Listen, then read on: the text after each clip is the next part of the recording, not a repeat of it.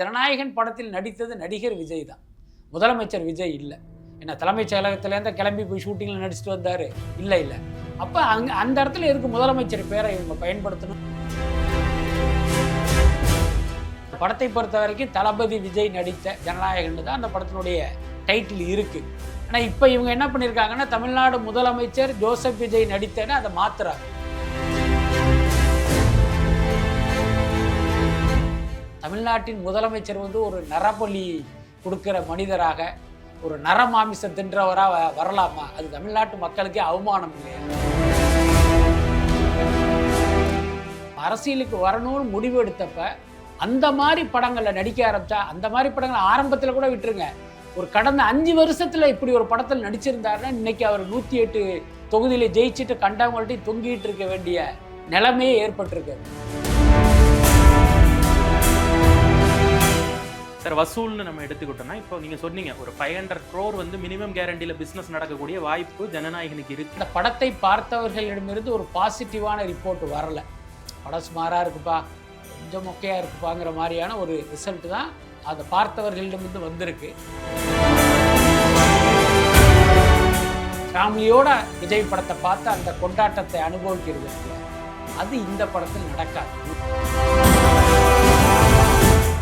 ரொம்ப வெளிப்படையாக சொல்லணும் அப்படின்னா, லியோ போன்ற படங்கள் எல்லாமே ஏ சர்டிஃபிகேட் கொடுக்க வேண்டிய படங்கள் தான். வெளிநாட்டில எல்லாம் நினைச்சே பார்க்க முடியாது என்ன சர்டிஃபிகேட், பயங்கர ஸ்ட்ரிக்டாக ஃபாலோ பண்ணுவாங்க. இப்போ உதாரணத்துக்கு துபாய் போன்ற சிங்கப்பூர் போன்றதுல எல்லாம் இப்போ குடும்பமாக தமிழர்கள் இருக்காங்க. அவங்க ஃபேமிலியோட படம் பார்க்க தான் நினைப்பாங்க. இப்போ உள்ளங்க குழந்தைங்களுக்கு அலோவ் பண்ண மாட்டேன்னு சொன்னால், குழந்தைங்க எங்கே போய் விடுவாங்க? ரோட்டில் விட்டுட்டு போக முடியுமா, இல்லை வீட்டில் போட்டு கூட்டிகிட்டு போக முடியுமா? கடைசி படம், one last dance, one last time அப்படின்னு நிறைய ரீல்ஸ் நீங்கள் பார்த்துருப்பீங்க. இப்போது உண்மையிலேயே இது கடைசி படம் சார்? கடைசி படம் தான். என்ன காரணம்னா,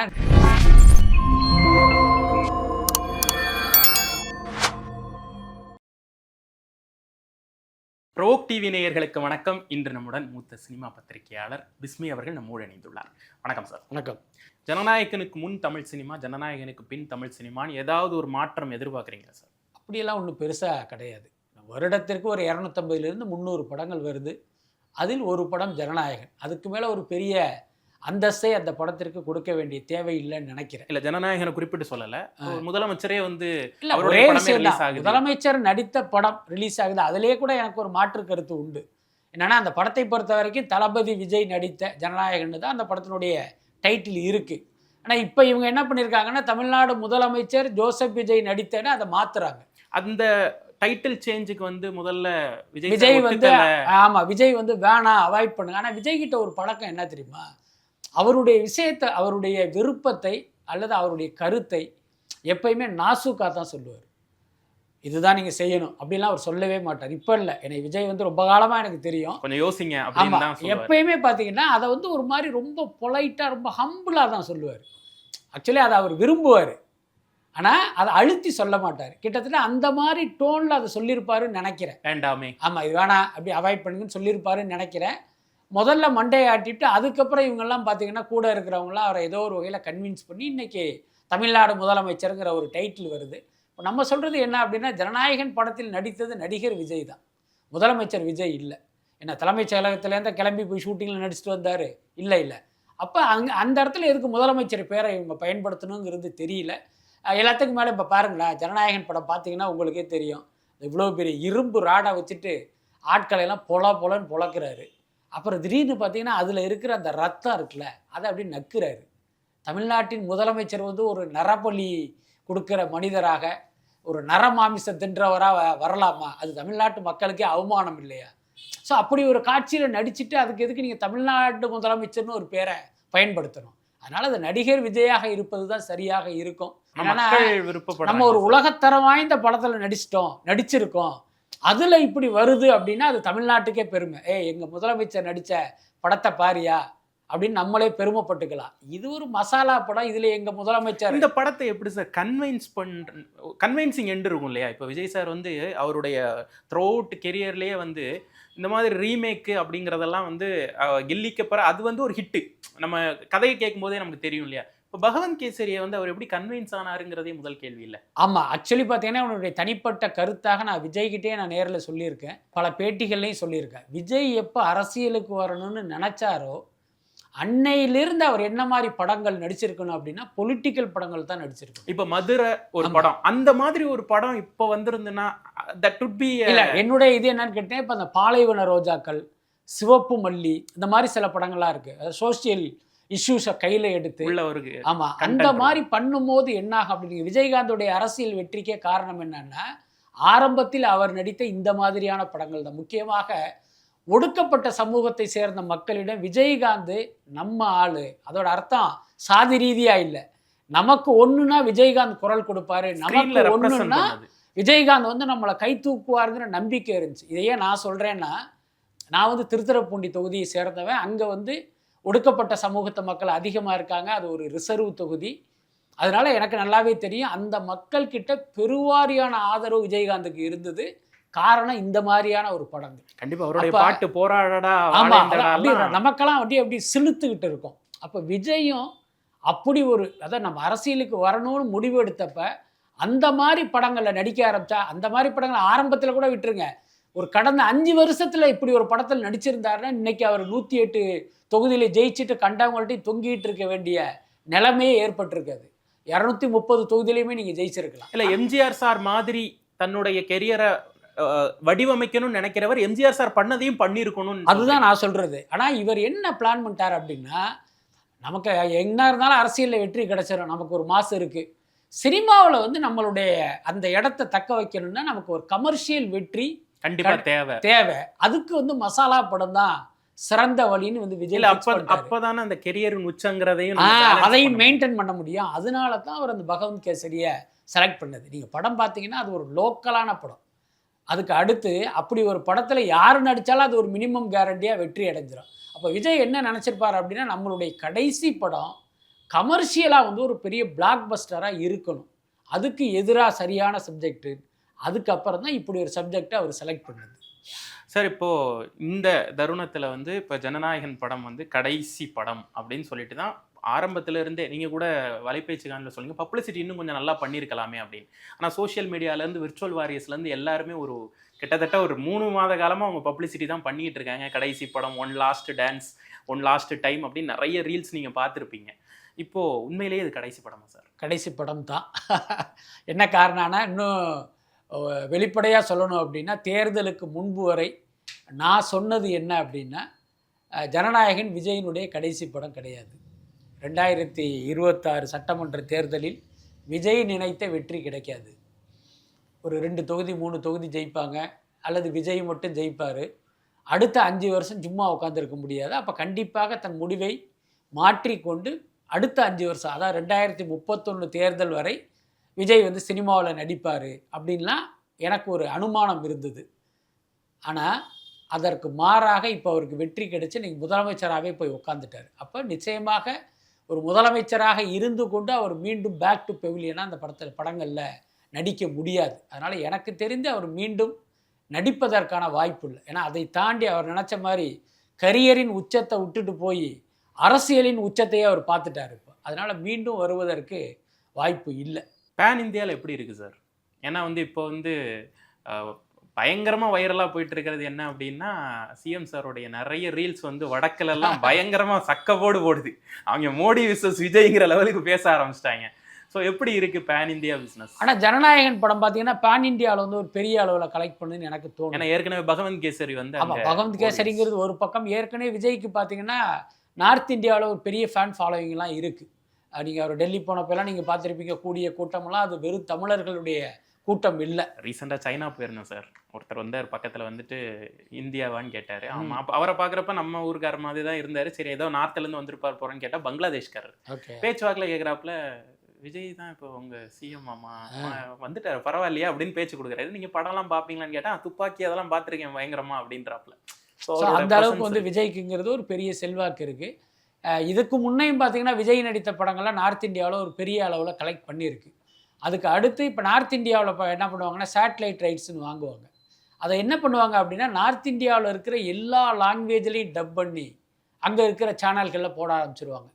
போஜ்பூரி அது இதுன்னு எதோ லாங்குவேஜ்லையெல்லாம் விஜய் நடித்த படங்கள் வந்து ஓடிக்கிட்டு இருக்கு. நம்ம கூட சமீபத்தில் லக்னோ போயிருந்தோம். அங்கே ஹோட்டலில் போகும்போது அப்படியே திருப்பிக்கிட்டே வந்தால் விஜய் பாட்டெலாம் ஓடிக்கிட்டு இருக்கு வேற ஒரு லாங்குவேஜில். அது பார்க்குறதுக்கு ஒரு மாதிரி மகிழ்ச்சியாக இருக்குது. இப்போ பார்த்தீங்கன்னா இவர் முதலமைச்சரான பிறகு இன்னும் வந்து இவருக்கு ஒரு பெரிய அட்டென்ஷன் கிடச்சிருக்கு. அதனால் எனக்கு தெரிஞ்சு ஜனநாயகன் வட இந்தியாவிலும் ஒரு பெரிய அளவில் வசூல் பண்ணுவதற்கு வாய்ப்பு இருக்குது. சார், வசூல்னு நம்ம எடுத்துக்கிட்டோம்னா இப்போ நீங்கள் சொன்னீங்க ஒரு 500 crore வந்து மினிமம் கேரண்டியில் பிஸ்னஸ் நடக்கக்கூடிய வாய்ப்பு ஜனநாயகனுக்கு இருக்குது அப்படின்னாலும் கடைசி படம்ங்கிற ஒரு ஒரு பயங்கரமான ஒரு கண்டென்ட்டை இவங்களே வந்து விஜய் ஃபேன்ஸே வந்து பயங்கரமாக பரப்பிட்டு இருக்காங்க. இனிமே வந்து பார்க்க முடியாது, இனிமே எங்கள் தளபதியை வந்து ஸ்க்ரீனில் பார்க்க முடியாதுங்கிற அந்த சொல்லாடல்கள்லாம் நிறைய ஓடுறதுனால ரிப்பீட்டட் ஆடியன்ஸாக இவங்களே வரலாம்.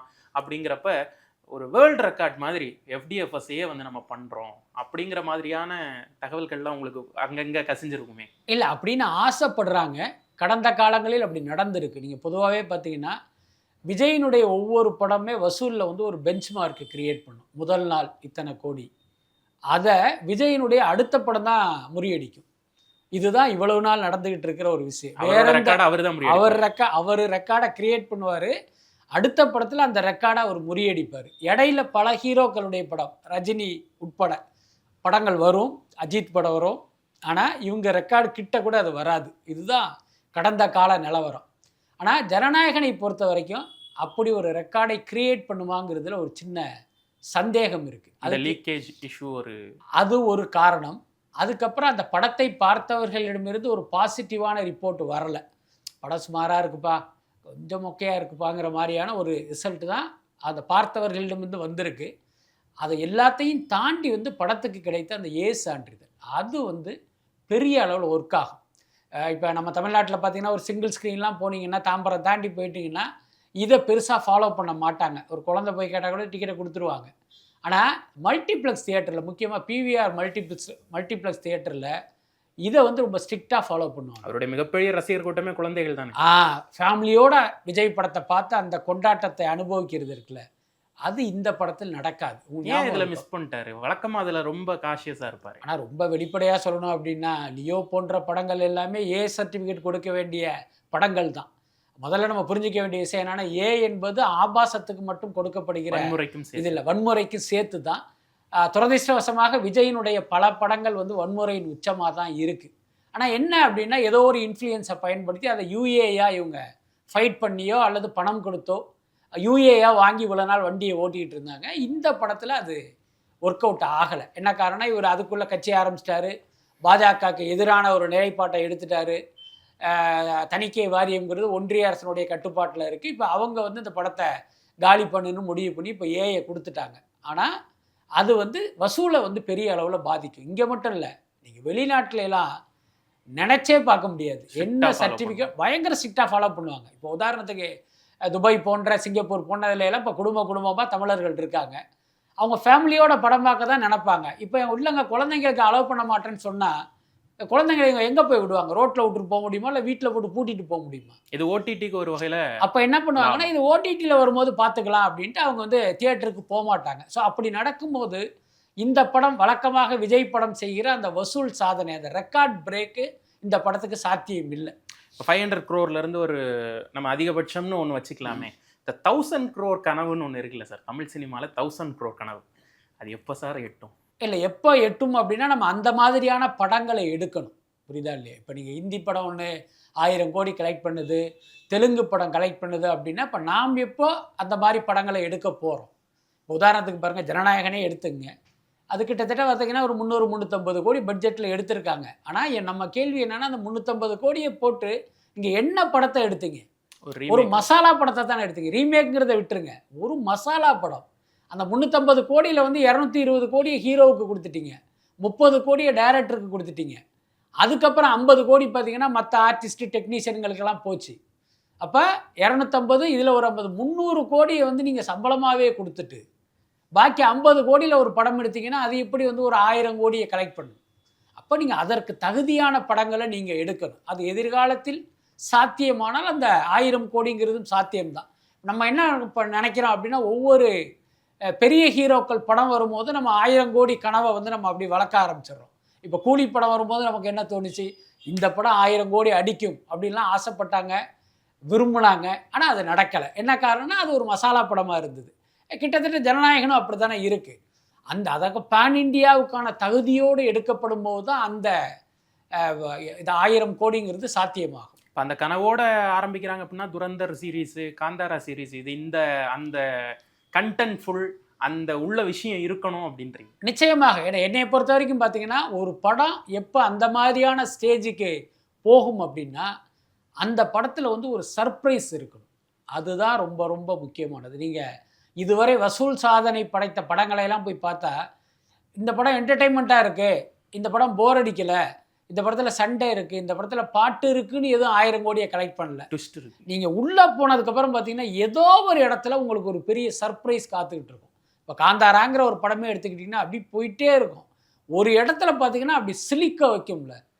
அதுதான் படம் பார்த்துட்டு வெளியில் வந்தோன்னா பார்க்குறவன்ட்டெல்லாம் சொல்லும்.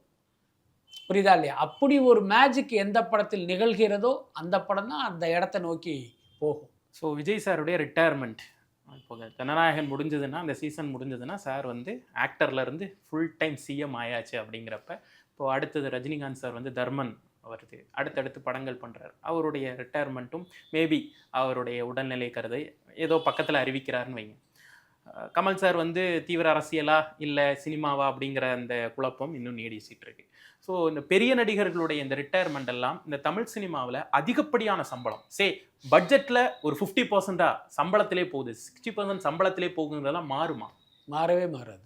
கீழே இருக்கவங்க மறுபடியும் அந்த இடத்துக்கு வந்துடுறாங்க. கண்டிப்பாக அதில் மாற்றமே இல்லை. இப்போ அன்னைக்கு கூட நான் ஒரு பேட்டியில் சொன்னேன், சூர்யாவுடைய கருப்பு படம் தமிழ்நாட்டிலே கிட்டத்தட்ட ஒரு 200 கோடி அதை கலெக்ட் பண்ணுது. 200 கோடி கலெக்ட் பண்ணுது அப்படின்னாலே அந்த படத்தை ரிலீஸ் பண்ணின விநியோகஸ்தருக்கு அல்லது ரிலீஸ் பண்ணிய நேரடியாக ரிலீஸ் பண்ண தயாரிப்பாளருக்கு 100 கோடி ரூபா கிடைக்கும்.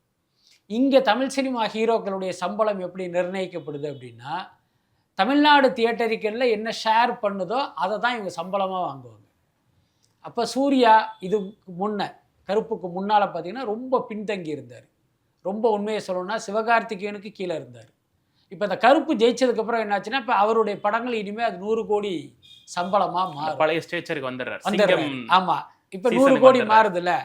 இப்போ அவருக்கு கீழே ஒருத்தர் இருக்கார்ல விக்ரம், அவர் பார்த்தீங்கன்னா இப்போ 25 கோடி 30 கோடிங்கிற ரேஞ்சில் இருக்கார். இப்போ இவர் படம் எதுவும் 100 கோடி கலெக்ட் பண்ண வேண்டிய அவசியம் இல்லை. சூர்யா 100 கோடி கேட்குறாருல, இப்போ எனக்கு 75 கோடி கொடுன்னு அவர் கேட்பார். இப்போ தயாரிப்பாளரை வந்து முடியாதுன்னு சொல்ல முடியாது. ஏங்க சூர்யா இத்தனை ஃப்ளாப் கொடுத்தாரு, அவர் ஒரு படம் தான் ஹிட்டு கொடுத்துருக்காரு, 100 கோடி கொடுக்குறீங்க. நான் வந்து இத்தனை ஹிட்டு கொடுத்துருக்கேன், எனக்கு 75 கோடி கொடுத்தா என்னன்னு அவர் கேட்பார். இப்போ இவர் 75 கோடி கேட்டார் அப்படின்னா உடனே சிம்பு என்ன பண்ணுவார்னா, எனக்கு 75 கோடி கொடுன்னு கேட்பார். ஸோ இந்த மாதிரி சில பேர் அவர்களுடைய படம் வெற்றி அடைந்து சம்பளத்தை உயர்த்துவாங்க. சில பேர் அந்த ஹீரோ அவ்வளவு வாங்குறாரு, இந்த ஹீரோ இவ்வளோ வாங்குறாருன்ட்டு இவங்க சம்பளத்தை ஏற்றுவாங்க. அதுக்கு இப்போ உள்ள சமகால உதாரணமாக சொல்லணும் அப்படின்னா அஜித்குமாருடைய கரியரில் பார்த்தீங்கன்னா வணிக வெற்றி கொடுத்து ரொம்ப காலமாச்சு. விஸ்வாசம் மாதிரி ஏதோ ஒரு படம் தான் ஒரு பெரிய வெற்றி படம். அதுக்கு அடுத்து அவர் நடித்தது எல்லாமே ஒன்று ஃப்ளாப்பு, அப்படி இல்லைன்னா ஆவரேஜ். இதுதான் அவருடைய படங்களுடைய ரிசல்ட்டு. ஆனால் விஜய் வந்து ஒவ்வொரு படமும் வெற்றி கொடுத்த சம்பளத்தை ஏற்றும் போது, இவர் ஒரு 25 கோடி ஏற்றும் போது இவர் பார்த்தீங்கன்னா ஒரு 15 கோடி ஏற்றிக்குவார். ஏன்னா விசஸில் இருக்கும். ஆமாம், இந்த கேப்பில் இவருடைய படம் ஒன்று கூட வந்திருக்காது, ஒன்று கூட ரிலீஸ் ஆகியிருக்காது, சம்டைம்ஸ் ரிலீஸ் ஆகி ஃப்ளாப் ஆகிருக்கும். ஆனால் இவர் சம்பளத்தை ஏற்றிடுவார். அதே மாதிரி விஜய் சேதுபதி, எனக்கு தெரிஞ்சு விஜய் சேதுபதி சம்பளம் பார்த்தீங்கன்னா ஒரு 3 கோடி 4 கோடி இந்த ரேஞ்சில் இருந்துச்சு. இன்றைக்கி பார்த்தீங்கன்னா ஒரு 15 கோடியை தாண்டிடுச்சு. இந்த கேப்பில் அவருடைய வெற்றி படம்ங்கிறது தலைவன் தலைவி மட்டும்தான். ஆனால் தொடர்ந்து ஃப்ளாப் கொடுத்துக்கிட்டே இருந்தார், ஆனால் சம்பளத்தை ஏற்றிக்கிட்டே இருந்தார். அதே மாதிரி சிம்பு, அவர் பார்த்தீங்கன்னா மாநாடு படம் நடிக்கும் போது 6 கோடியே என்னமோ சம்பளம். இன்றைக்கி பார்த்தீங்கன்னா 25 கோடி 30 கோடின்னு போயிட்டார். இந்த கேப்பில் அவருடைய ஒரு படமும் வரவே இல்லை. ஸோ இந்த மாதிரி என்னன்னா, ஹீரோக்கள் ஒரு பக்கம் வெற்றி அடைந்து சம்பளத்தை ஏற்றுவாங்க, இன்னொரு பக்கம் அவர் ஏற்றிட்டார் இவர் ஏற்றிட்டார்னு இவர்களும் ஏற்றுவாங்க. ஸோ இந்த பேட்டர்ன் இங்கே தொடர்ந்து நடப்பதால் இவர்களுடைய காலத்துக்கு பிறகு இப்படித்தான் அந்த சம்பளங்கள் ஏறும். அதனால் இப்போ இந்த பெருசுங்கள்லாம் ரிட்டையர்ட் ஆகிடுச்சுன்னா இங்கே வந்து நிலவரமே மாறிடும் அப்படிங்கிற ஒரு அர்த்தம் வந்து கிடையாது. பிஸ்னஸில் வந்து சார், இப்போ நீங்கள் ஒரு பிஸ்னஸ் பண்ணுறீங்க, நான் ஒரு பிஸ்னஸ் பண்ணுறேன், சேம் பிஸ்னஸ்ன்னு வச்சுங்களேன். என்னுடைய கஷ்டம் உங்களுக்கு தெரியும், உங்களுடைய கஷ்டம் எனக்கு தெரியும். இந்த பெரிய ஆக்டர்ஸில் பாதி பேர் ப்ரொடியூசர்ஸ் தானே சார்? அதாவது என்னென்னா, ப்ரொடியூசர்ஸ் அப்படிங்கிறது என்னென்னா வேறு வழி இல்லாமல் அவங்க தயாரிப்பாளராக இருப்பாங்க. அதாவது ஹீரோக்கள் சொந்த படம் எடுப்பதற்கு 2 காரணம் இருக்கும். ஒன்று, நம்ம கேட்குற சம்பளத்தை கொடுத்து நம்மளை யாரும் நம்மளை வச்சு படம் எடுக்க ஆட்கள் யாரும் வரலை, அல்லது நம்ம நிறைய சம்பளம் கேட்குறோம், அது அவனுக்கு கட்டுப்படியாகலை, அதனால அவன் வரலை. அப்போ வேறு வழி இல்லை, நம்ம வீட்டில் உட்கார முடியாது, இப்போ நம்மளே அந்த படத்தை ஆரம்பிச்சிருவோம் அப்படின்னு படம் எடுக்கிறது ஒரு வகை. இன்றைக்கி அஜித்குமார் அதைத்தான் செய்ய போகிறாரு. அஜித்குமாருக்கு அந்த விடாமுயற்சி படத்துக்கு பிறகு யாருமே வரலை. கிட்டத்தட்ட இவர்களே ஒரு 15-20 கம்பெனிக்கு தேடி போய் சார் டேட்டு உங்களுக்கு தர்றாரு, நீங்கள் படம் எடுங்க, 185 கோடி சம்பளம் கொடுங்கன்னு கேட்டு யாருமே ஒத்துக்கலை. இப்போ கடைசியாக கோயம்புத்தூர் போய் ஒரு தொழிலதிபருடைய மனசை கரைத்து அவர்கிட்டேருந்து பணத்தை வாங்கி படம் எடுக்கிறதுக்கெல்லாம் ஒரு முயற்சி பண்ணிகிட்டு இருக்காங்க. அதுவும் ஒர்க் அவுட் ஆவதற்கு வாய்ப்பு இல்லை. வேறு வழி இல்லாமல் அஜித்குமாரே சொந்த படம் தயாரிக்க போகிறாரு. இந்த பேட்டர்னில் வந்து ஒரு வகையில் சொந்த படம் எடுப்பாங்க. இன்னொரு குரூப் என்ன அப்படின்னா, இப்போ நம்ம படம் எடுத்தோம்னா இத்தனை கோடி லாபம், அந்த அத்தனை கோடி லாபத்தை நம்ம யாரோ ஒருத்தனுக்கு டேட் கொடுத்து அவன் சம்பாதிக்கணும், அதை நம்மளே சொந்த படம் எடுத்து சம்பாதிக்கலாமே நினச்சிக்கிட்டு சொந்த படம் எடுப்பாங்க. இப்போ உதாரணத்துக்கு சூர்யா, கார்த்தியெல்லாம் இந்த பேட்டர்ன் தான். அவங்க வேற ஒரு நிறுவனத்தில் நடிப்பது போல் தோன்றும், ஆனால் உண்மையில் அது எல்லாமே அவங்களுடைய நிறுவனம் தான். இப்போ சூர்யா பொறுத்த வரைக்கும் 2D வச்சுருந்தாரு, இப்போ நகரம் வச்சுருக்காரு, இது எல்லாமே அவர் தான் தயாரிப்பாளர். கார்த்தி பார்த்தீங்கன்னா அதே மாதிரி ட்ரீம் வாரியர்னு சொல்லுவார், அப்புறம் இன்னொன்று பொட்டன்ஷியல் ஸ்டூடியோ, இது எல்லாத்துலேயுமே அவங்களுடைய இது ஷேர் உண்டு, அதுவும் அவங்களுடைய சொந்த படம் தான். இப்படி படம் எடுப்பாங்க. பட் என்னவாக இருந்தாலும் அந்த வியாபாரம் பண்ணுறது வந்து ஒரு பயங்கர சிக்கலானது, ரிஸ்கானது. ஆனால் துரதிர்ஷ்டவசமாக இவங்க ஒரு லெவலில் இருக்கிறதுனால பார்த்திங்கன்னா இவங்க படங்கள்லாம் வியாபாரம் ஆகிடும். அதனால் படம் எடுப்பதில் உள்ள அந்த 100% கஷ்டம் தான் அவங்களுக்கு தெரியாது. ஸோ அதனால் அவங்க படம் எடுத்துக்கிட்டு இருக்காங்க. ஆனால் அவர்கள் அல்லாமல் நார்மலாக ஒரு தயாரிப்பாளர் படம் எடுக்கும்போது அதில் உள்ள முழு கஷ்டமும் அவங்களுக்கு தெரியும். இன்னும் சொல்லப்போனால் ரொம்ப வெளிப்படையாக சொல்லணும்னா, ஒரு தயாரிப்பாளர் ஒரு படத்தை எடுத்து ரிலீஸ் பண்ணிட்டாருன்னா அடுத்து படம் எடுக்கவே மாட்டார், அதுதான் உண்மை. ஆனால் இங்கே என்ன சூழ்நிலைன்னா, கிட்டத்தட்ட பிரசவ வைராக்கியம் மாதிரி இவங்களுக்கு வேறு பொழப்பு இல்லைங்கிறதுனால மீண்டும் அதே கஷ்டத்தை அனுபவிப்பதற்கு தயாராகி மீண்டும் மீண்டும் படம் எடுக்கிறாங்க. இதுதான் இங்கே உள்ள நிலவரம். நேரத்திற்கும் கருத்திற்கும் ரொம்ப நன்றி சார். ரொம்ப நன்றி.